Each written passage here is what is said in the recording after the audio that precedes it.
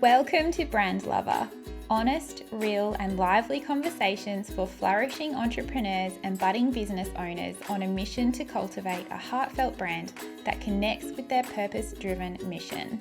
My hope is that you walk away feeling inspired and refreshed with a weekly takeaway in your back pocket that you can apply to your life or business. Welcome to Jane Brereton, the creator, painter, and self-confessed paint addict, which I love, from her beautiful brand, Plain Jane. She's on a mission to help women find confidence and joy to express their individual style and creativity through paint and create uniquely artful furniture and homes that they love. What an intro. Welcome, Jane. Thank you so much. Thank you so much for having me. I'm really excited and honoured to be here. Oh, so lovely. I just want to shine a spotlight on you because you just bring so much joy to the world in just who you are and what your mission is. I just think creativity is it's underrated, I think, and it's something that anyone has access to bring joy to our lives. And I just love that, your mission, like you really truly embody that mission. And I think that's something that I really love about you. So could you please just tell us a little bit about yourself and your offerings?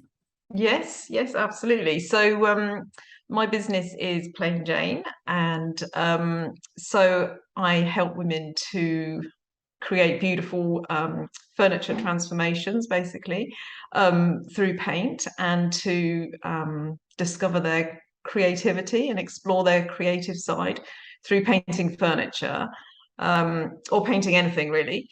And this year in May, I launched my own range of furniture paints. Incredible. I can't wait to explore that journey, but I would love to know, how did it all start for you?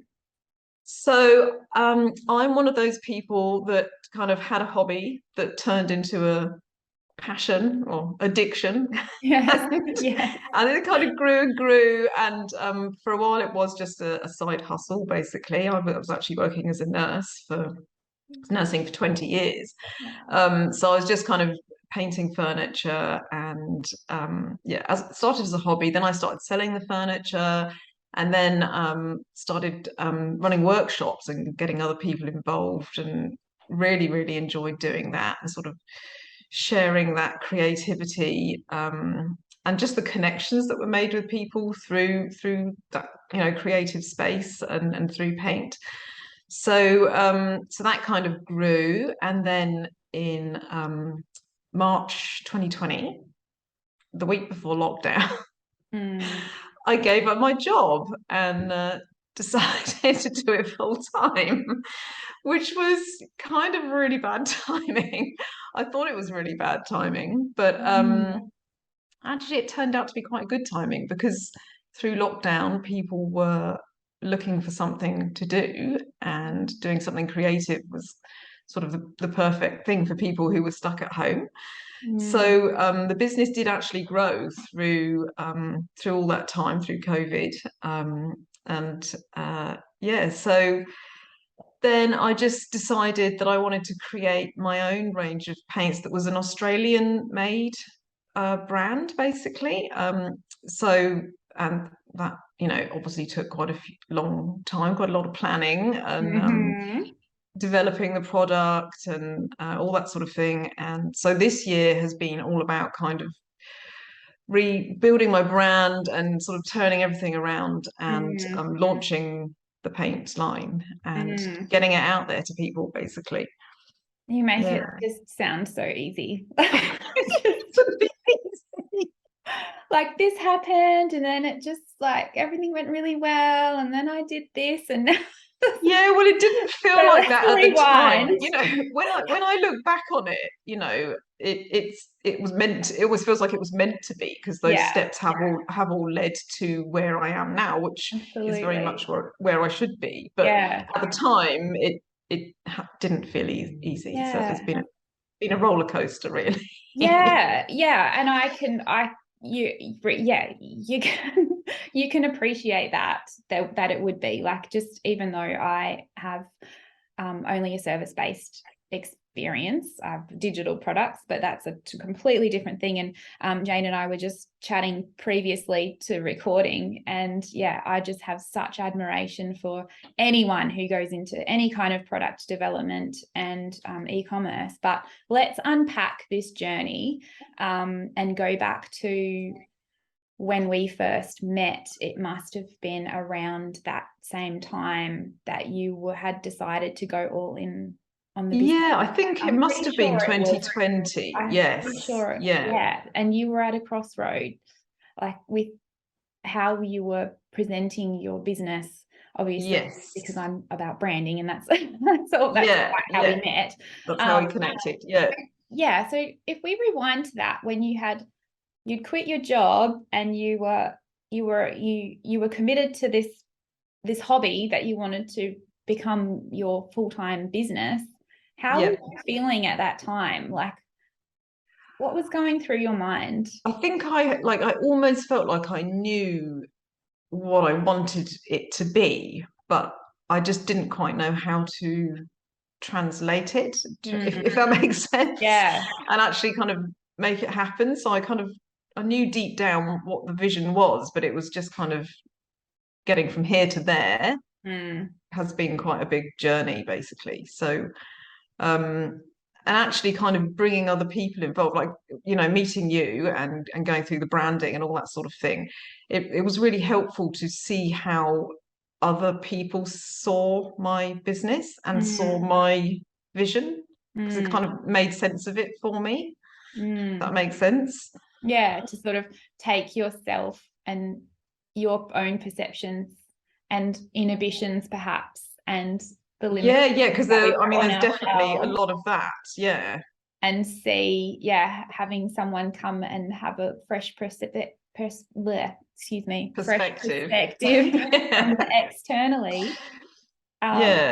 Yeah, that makes sense, because that's kind of in anything in life, isn't it? When you have almost like a cloudy kind of fog when you're making big decisions or going through some big life change, or it's I can and there's always that self-doubt as well, where you sort of think, who am I to be doing this? Are people going to listen to me? Do you know what I mean? But then when someone else confirms that what you're doing is worth doing, and they can sort of see that vision too, then that kind of helps to build the confidence, I guess. Absolutely. I think having positive confirmation for external, well, all of us, we seek external validation for everything. So just to have that, that support system is so important. So so you started with the brand, which is amazing, because that's like what I preach. So of course I'm happy with that. But then, I know that you have invested in other areas of the business too, as you have progressed. How has that helped you? Like, how has that helped you to fast track to where you are now? Well, I mean, I really had absolutely no experience in business whatsoever. So, I had the passion, and the love and the know-how all about the paint, but I really didn't know about how to run a business. And there's just so much to it, like with everything, there's so much more to it than you could ever possibly know. So this year, I've had to put a lot into teaching myself, really. The stuff that I found difficult anyway. I hadn't even really used spreadsheets or any of that stuff before. So just all that kind of dealing with the numbers and actually, breaking down, how is this actually going to work and create a viable business for me? So and the marketing side of it, all that kind of thing. I've had to teach myself all of that, and I've learned a lot this year for sure. Okay, so let's fast forward to this year, where we sort of had spent that time learning and growing, and so let's chat about this incredible journey to create your own products, because I know that you were you were selling paint, but to have the idea initially to manufacture your own paint in that it was Australian, Yeah. to actually going, okay, this is happening. How did that work? Like, what made you think that you could do that? Like, that's not normal. It's not usual. Yeah, Like, oh, I I'm just gonna know. start manufacturing my own paint range. Like, Well, look, I'll tell you what happened was that I was actually importing paint from Europe. When I first started the business, I was importing a beautiful European paint. mm-hmm. But during COVID, the shipping and all of that, it just fell apart because the shipping was so expensive, and it took so long, and it was really looking like that side of the business wasn't going to be viable. But I just knew that I absolutely had to keep the business going because Yeah. I'd been on this path and there was absolutely no way that I was gonna go back to my job, and Yeah. so it was like there was no choice. It was just that was it. I just had to do it. Yeah. How do you explain that to anyone else? How do you? Yeah, I don't know. It's almost like I don't know, not an obsession, but it's just like a passion, I suppose, is a better way to Yeah. describe it. But I just absolutely knew that's my thing, and that's what I am going to do. So whatever it takes to do it, I will be doing it. Amazing. It's so admirable. And I think anyone that's had any success in business could relate to that commitment that you have, and that Yeah, you have to be 100% committed to it because it's a lot of work, it's a yeah. lot of hard work, and it hasn't been, it might sound like an easy path, but it hasn't been an easy path. I've come up against lots of blocks and then had to change what I was doing, and eventually it's got to this point. So Yeah, absolutely. And it takes sacrifice. Like, it's you really yeah. do have to choose your pathway. Like, if you're committed to it, that having that alignment with that mission, it's just, oh, you're such a beautiful example of that, and you're reaping the benefits. So I'm just so excited for you. Well, thank you. I really am. So I would love to just find out what that manufacturing journey is like, because you weren't, you were doing your workshops and your events and you were selling, you obviously would have had some margin. You were making profit from, selling paint, but the whole manufacturing your own product, what does that look like from the idea, like from the inception? What was the process that you had to go through from So the idea to actually having a physical delivery? yeah, it was a long time. In fact, it was months and months from initially sort of having the idea to actually having the paint in my hands. And there's a lot to it because I had to get the raw basis of the paint, and then I actually mix and color the paint myself. So I had to get the pigments and the colorants, and I had to create the colors. And then there was naming the colors too, which was a huge thing, which was really good fun actually. But Yeah. so there was that, and then then there's the packaging, and yeah, there was so much. There was a lot to kind of a lot of things that all need to be brought together to just create that one tin of paint, basically. So yeah, it was a lot of contacting people in Australia, and a lot of the time people turning me down, or not knowing really what I was talking about or what I wanted. So yeah, it was a lot of kind of knocking on different doors, and until I found somebody who could help me basically to do what I wanted to do. Yeah, so Amazing. it's been a long, Yeah, long journey. it's been a lot of hard work. Yeah, Yeah. definitely. Yeah. So, okay, so you launched in May, the product. Yeah, 30th of May. Yeah. Gosh, that's gone so fast. Except it feels Yeah, like well, a I don't podcast know for because me. it's only been 4 months since I launched the paint, but Yeah, it feels like I've had my paint forever. Like I can't yeah. imagine not That's having the it funny now. thing, is it's like a child. Like, Yeah, exactly. It's just like that's my thing. I can't believe I didn't have that 6 months ago. Yeah. so yeah. So how's it going? How's it been? Like, did it meet your expectations in the initial launch phase? And Yeah, I'd love, yeah, it's been really good. Like I put a lot of work into the launch. So, you know, that was good. I sort of had to learn how to launch a product because I had absolutely no idea how to do that. So, but yeah, the response has been absolutely brilliant. And so I've got 8 stockists now as well around Australia, which is amazing. fantastic. Yeah. So hopefully, that's something that we can grow next year and get more wholesale customers on board and get the brand out there around Australia. Mm. So yeah, it's exciting. So exciting. I'm just sitting here like I don't even know what to say. I'm just in awe of you. It's not great for a podcast, is it? I'm like, oh. Okay. So I was, through this journey, like it's a lot. And I'm sure that there's so much that we just don't even have time to chat through here. But are there any regrets? Do you have any regrets throughout any of your business journey that you would? No, do you know what? The only thing I regret is that I never did something like this sooner in my life Yeah. because I think I always wanted to be working with something creative, but I just suppressed that and I went and did a sensible job, Yeah. which was nursing. I thought, oh, that's a sensible career to have. And I went and did it for 20 years. Yeah. And now I do wish that when I was younger, I'd kind of recognized in myself that Mm. I could actually do something creative and build a business around it.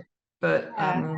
maybe it just takes life experience to give you that confidence to take the leap. I don't know. Maybe, but it just sort of, I can't imagine you in any other environment. Like No, I you can't. embody your whole brand. Like you are plain Jane Paints. Like to me, you are just the essence of creativity itself to me. Oh, that's I have that perfect. perception of you. And That's I lovely. and I just, yeah, it's just super interesting what society's expectations do to how we perceive ourselves and what we expect of ourselves, Yeah, like, well, I think that's the whole thing about like creativity is that a lot of people actually kind of suppress it, and they don't see it as a kind of sensible yeah, option in terms of career, but also in terms of a hobby. A lot of people just kind of go, "Oh no, no, I can't do that. I'm not good enough at that," kind of thing, and we do kind of suppress it a bit. And I wish now that I had explored that side of myself more when I was yeah. younger, but I, yeah, for some reason I didn't. Yeah, it was interesting because you do hear a lot of people say, like, obviously my career is based on creativity. Yeah. A lot of my friends say, I don't know how you do it. I'm not creative at all. What would you People say say that to to me all the somebody? time. Yeah. Yeah, What's but your response to that? I think you just have to kind of let yourself be creative, and I think you have to feed your creativity as well. So, like I think we can all be creative, but you need to kind of surround yourself with creativity and with the inspiration, and then that kind of feeds your own creativity. Do you know what I mean? And I Yeah. really find that when people come to workshops as well, like when people get together, there's that kind of energy that with the connections that people make, and people do get a bit more confident, and they'll try different things, and Mm. yeah, and not to, I guess, not to judge yourself too much as well. That's the other thing, just to kind of have a go at stuff, and it doesn't have to be perfect. So Yeah. I think that's like kind of with anything, isn't it? Like if exactly, you're not yeah. feeling confident with anything, the only way to get confident is to do it. Just to let yourself have a go and not judge yourself. Yeah, Yeah. yeah. Yeah, and just enjoy. Like the thing about creativity is like the enjoyment is not necessarily the perfect outcome. It's the Process. doing of it. That brings Absolutely. that happiness. Yeah, yeah, Yeah, absolutely. yeah, I love it. So, what's next? What's next with Plain Well, Jane? Well, like I feel like this year I've kind of put in all the nuts and bolts and Yeah. built it all. And so next year is very much going to be just about kind of growing the brand basically and spreading the word, I guess, Yeah. and trying to get more wholesale customers around Australia and get more people involved. Yeah. Yeah. So I've got lots of ideas, but I really have to try to focus on the ideas that are gonna work. Yeah. The Because I'm lucrative very one. easily distracted by, oh, I could do that, and oh, I could do this. And The entrepreneurial disease. yeah, I kind of want to do everything, but yeah, so I have to be strict with myself and try and just hone down on, the essence of what it's all about and Yeah. what's actually going to work. Yeah. Yeah. Focus. Focus, focus. Yeah. Yes.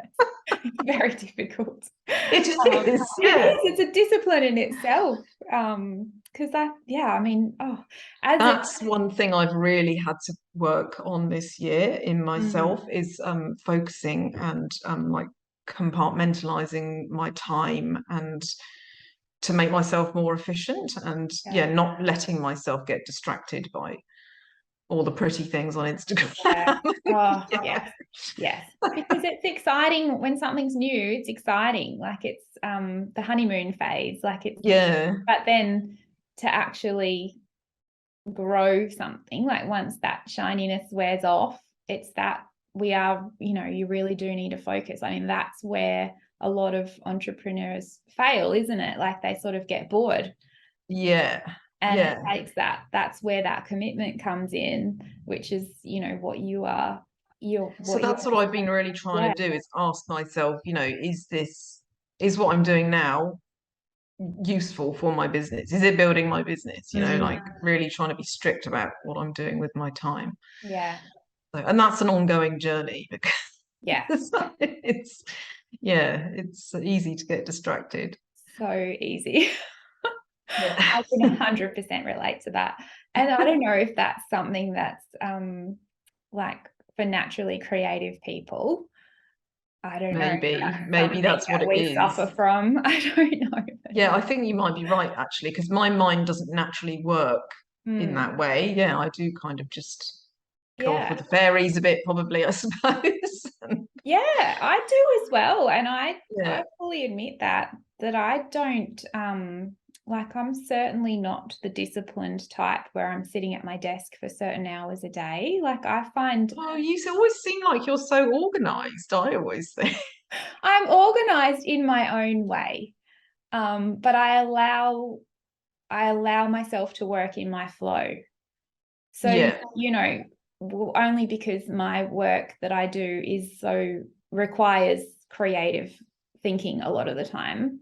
yeah, That I sort of, if I've scheduled something in and it's not working, like if I can't force it, so I will then just take a break or work on something different or change my scenery, and it will come eventually. yeah, because you need to have the energy, You don't you? have If to you don't have have the energy, then some you can't. creative space. Yeah, Yeah, the white space. Yeah, and I don't know about you, but I still have that societal pressure to be. I was particularly because I could work hours are when the kids are at school. As a general rule, it's like, okay, this is work hours. I've got to get the work done. But that was something yeah, I really resented in the office space. Was like I was just a mouse pusher, but I was expected to pump out these creative, this have this creative output all the time, every day. And it was so yeah, draining. And I have to sort of release that and go, no, for my clients to have the best possible solution, I need to do this for them. Like it's a funny yeah.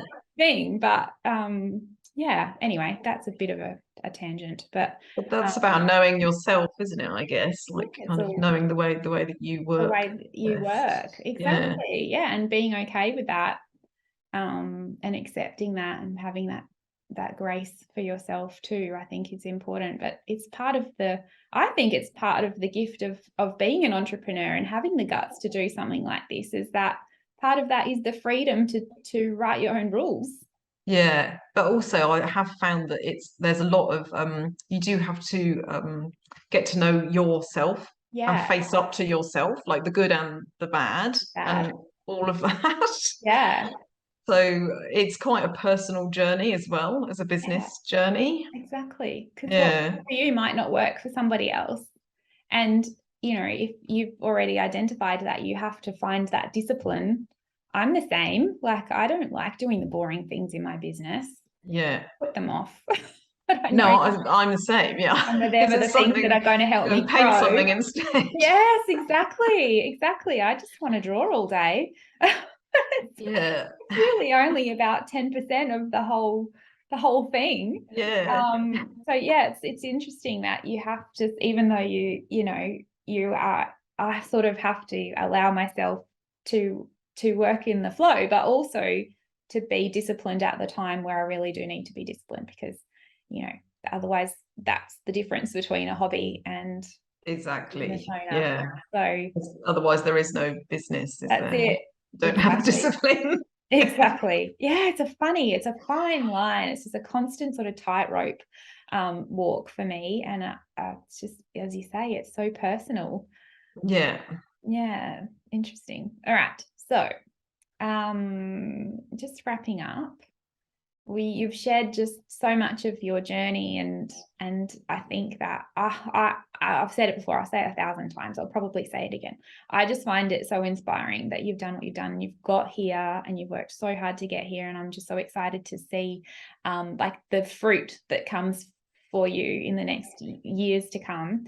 But what would be your best advice to an aspiring product-based entrepreneur, someone who maybe got an idea to develop a product or to manufacture something? What would that's something, a gold nugget that you've learnt? I definitely think the golden nugget for me is keep it simple, like, and just do one thing well rather than trying to have 1,000 different things. Yeah. That's one thing that I'm really trying to do now with my business, is just to have this is what I do. This is my core product, rather than having hundreds of different products, Yeah. and just keep making that better and better rather than trying to develop hundreds of different things all the time. Yeah. Yeah, that's my real sort of aim now, is to work in that way and just to simplify everything. Yeah. Makes so much sense. Yeah. Thank you. Because I guess that comes back to the shiny object syndrome. It's just Yeah, exactly. Yeah, it's okay. very easy to think, oh, I could do this and I could do Yeah. that. But actually, like, it makes your own life so much easier if you Yeah. keep things simple. But it's also, I think, for your customers, I think it's easier for them to understand what you're all about if Yeah. you are doing one or two things and just doing them really, really well. Yeah, because everything comes from that then. Like, then you know Yeah, exactly who your audience is and who you're speaking to, and all of those exactly. things that, and then, People can see who you are and what you stand for and what you're all about quite yeah, clearly. Yeah. yeah, it's not just in the doing of the business that streamlining makes it easier. It's about the whole brand perception. Yeah, definitely. Love that. Yeah. Thank you. Yeah. So I have a few rapid fire questions that I'm going Okay. to say what's your favorite, and then I'm going to say a word. So I would sort of just love to hear your quickest response. Okay. You ready? Okay, let's go. What's your favorite app? My favorite app, I think it would have to be photo editor app. I absolutely love editing photos. Sometimes think I should have done photography, but play around with Oh, photos all day. Yeah. is that one of the things that you get distracted by? Oh, definitely. I could spend hours doing that. Most people say like Instagram or TikTok or something. Oh no, Photo I editing. love my photo editor. I love that. Okay, favorite time of day? Morning, for sure. Early I, morning or just morning? yeah, well, I love getting up before everybody else is up and just having that sort of quiet time at the start of the day. But I definitely feel like my energy levels are at the, Mm. best in the morning. Mhm. Yeah. Okay, exercise. Walking, definitely walking. Yeah. Sometimes I'll break into a run, but mostly it's Oh, walking. you're feeling, if it's really early in the morning, you've got a lot of Yeah. energy. Nice. Okay. Habit or ritual? Oh, favorite habit. Probably painting things, I guess, and Yeah. then repainting them. Yeah. I tend to do quite a lot. Okay. Yeah. Favorite way to relax? Um, Also painting. Painting. You really do embody your brand. I love it. Okay, last one. What's your favorite thing about your business? The favorite thing about my business, I think it would have to be the women that I meet through the business. So the people who come and buy paint from me, people who come to workshops, yeah, definitely. Like I've met so many great people with like really great stories, and I absolutely love sort of seeing how excited people get about the products, and how supportive people have been of me in my business as well. Yeah. So definitely, yeah, there's a great group of women out there that have really kind of helped build me up. Yeah. Yeah, that's really lovely. Okay, so where can we find you? Where can we come and buy your paints or register for a workshop? So you can find me on plainjanepaints.com or on all socials at plainjane.paints. Fabulous. Jane, it's been such a pleasure. Thank you so much. Thank you so much for having me. Thank you so much for listening. If you loved this week's episode of Brand Lover, take a screenshot of wherever you're listening and share your biggest takeaway on Instagram or Facebook, and don't forget to tag me. I'd love to give you a shout out and thank you personally. Also, feel free to subscribe and leave a review to help the Brand Lover podcast reach more heart-aligned entrepreneurs just like yourself. Thanks again, and I'll see you next week.